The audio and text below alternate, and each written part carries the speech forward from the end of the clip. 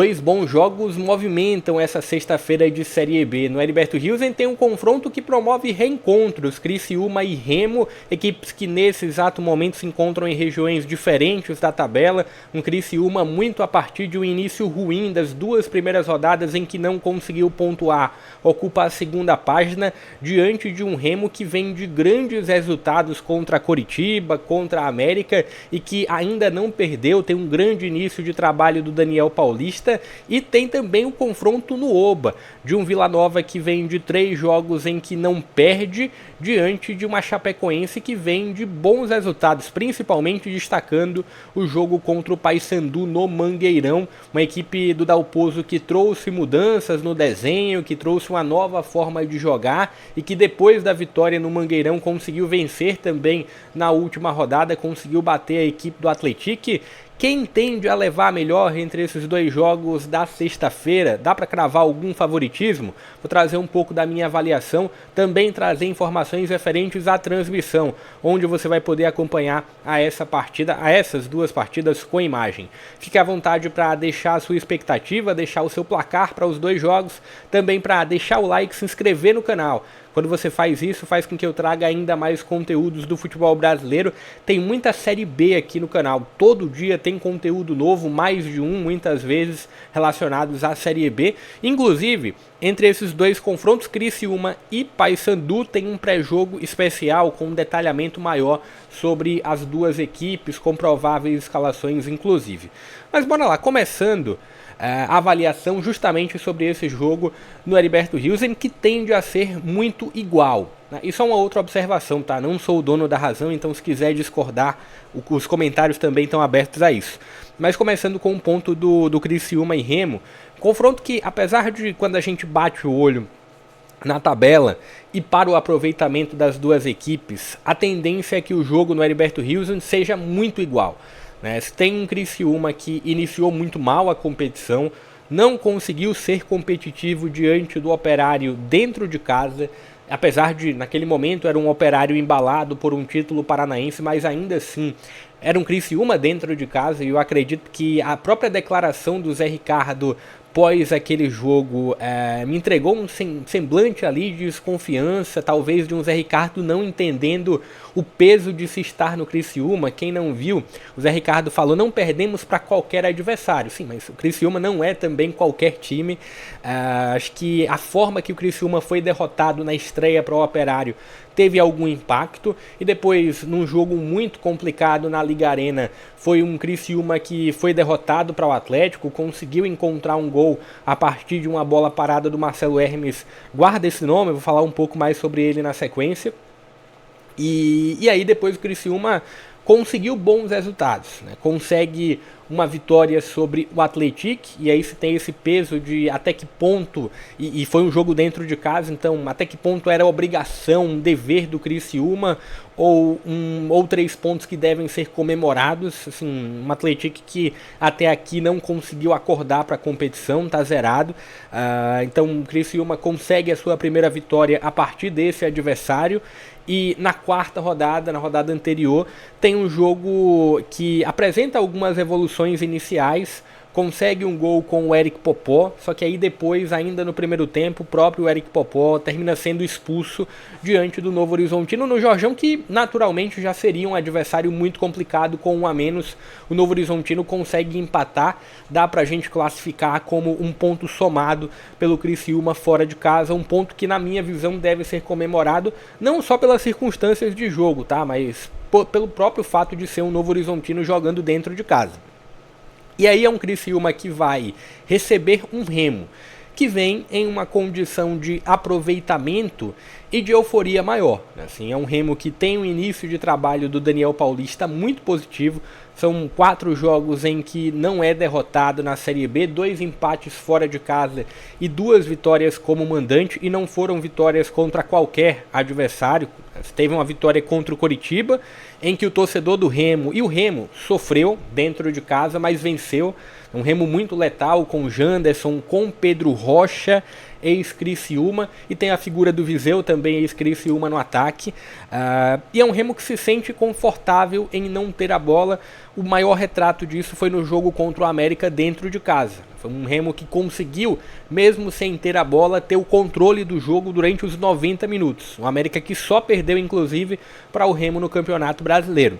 Então tem esse ponto de um Remo que vem embalado, e um Remo que tem essa figura que eu falei do Janderson, que tem a figura do Pedro Rocha como um dos grandes definidores da equipe, tem o Jaderson também no meio de campo. Acho que do meio para frente dá pra gente classificar um Remo muito forte, do meio para trás tem lá seus problemas, inclusive não vai contar com o Alan Rodrigues para esse jogo, mas tem um bom goleiro que é o Rangel. Enfim, eu entendo que quando se pega a projeção das duas equipes, se tem um fator de eu entender que o confronto tende a ser muito igual e eu não consigo cravar um favoritismo para essa partida, não consigo cravar uma tendência para esse jogo. Principalmente avaliando o fator de um Remo que vai jogar fora de casa e se sente confortável em não ter a bola. E é um Criciúma que eu falei sobre o nome do Marcelo Hermes. Tem a figura do Marcelo Hermes com muita liberdade a partir da linha de 3 zagueiros. E sobre essa linha de 3 zagueiros eu vejo como uma das melhores do Campeonato Brasileiro, porque tem Castan, Benevenuto e também o Rodrigo. Então é uma trinca muito forte para uma linha defensiva. Tem o Alaba que deu assistência no jogo anterior, né, pelo corredor direito. No meio de campo ainda tem a figura do Morelli, que eu vejo como um dos bons volantes da Série B. Quando a gente parte um pouco mais para o ataque, tem o Diego Gonçalves, ex-Juventude, com muita imposição física, mas com mobilidade também. Tem a expectativa sobre a estreia do Sassá, já que não conta com o Popó. Então tem ali a possibilidade do Gabriel Novaes ou do Sassá começando o jogo. Enfim, eu vejo um confronto em tom de equilíbrio aqui. Um ponto a ser observado: o Remo não perdeu fora de casa, mas o adversário mais difícil nessa trajetória inicial que o Remo tem como visitante é o Criciúma. Teve jogo ali contra a Ferroviária na estreia. Deixa eu pegar aqui, até para não estar falando besteira, mas o Remo, ele teve no seu primeiro jogo como visitante um jogo contra a Ferroviária, e o outro jogo como visitante foi um jogo contra o Botafogo, 2-2 contra o Botafogo.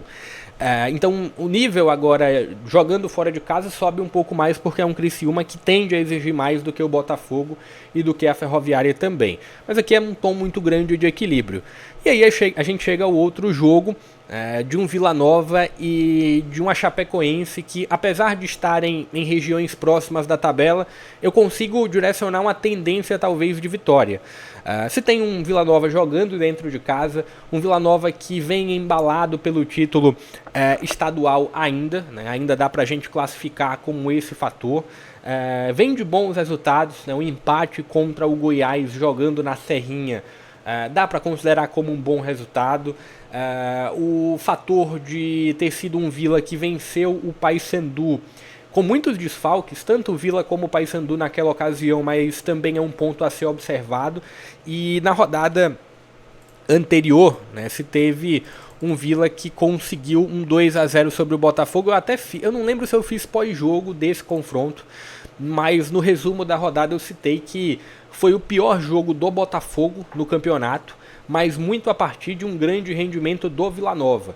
Quando a gente olha para o grupo do Vila, além do Rafael Lacerda, do comando técnico, se tem o Igor Henrique, que vem atuando muito bem, o Jean Mota, que vem atuando muito bem. Eu acho que eu classificando assim, tentando fazer dentro da minha cabeça o meio ideal, olhando todos os meios de campo da Série B, o Jean Mota estaria como meu meia central principal.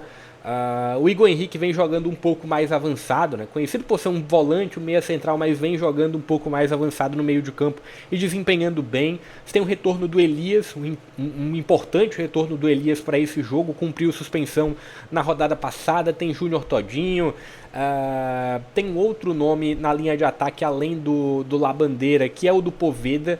Então se tem aí um Vila que é forte em todos os setores e que deve gerar muita imposição sobre essa Chapecoense, que teve um fator surpresa na Chapecoense, que principalmente quando avalia o giro de chave para a vitória contra o Paysandu no Mangueirão, saindo para uma linha de 3 zagueiros, utilizando muito bem a figura do Mailton, utilizando bem a figura do Clar também.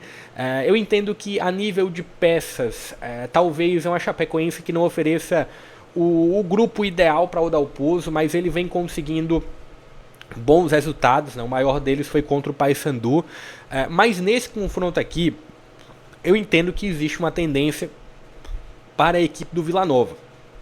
Pelo fator, as duas equipes elas não têm lá grandes desfalques, né? Inclusive o Vila tem esse retorno do Elias.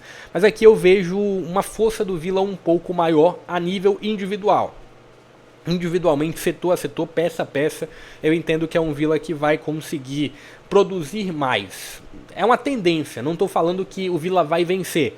Entendo que o Vila tem uma tendência de vencer.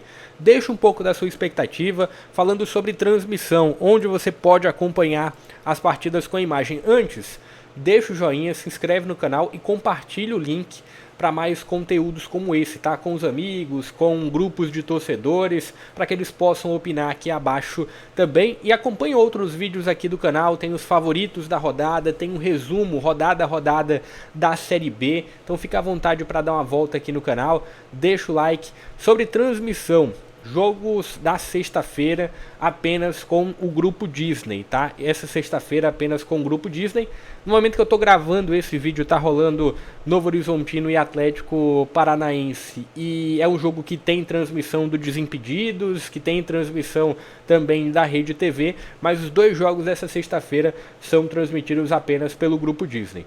Vou ficando por aqui, não sai sem deixar o like, sem deixar a sua inscrição também, me ajuda a chegar à próxima meta dos 8.000 inscritos, estamos próximo. Até a próxima.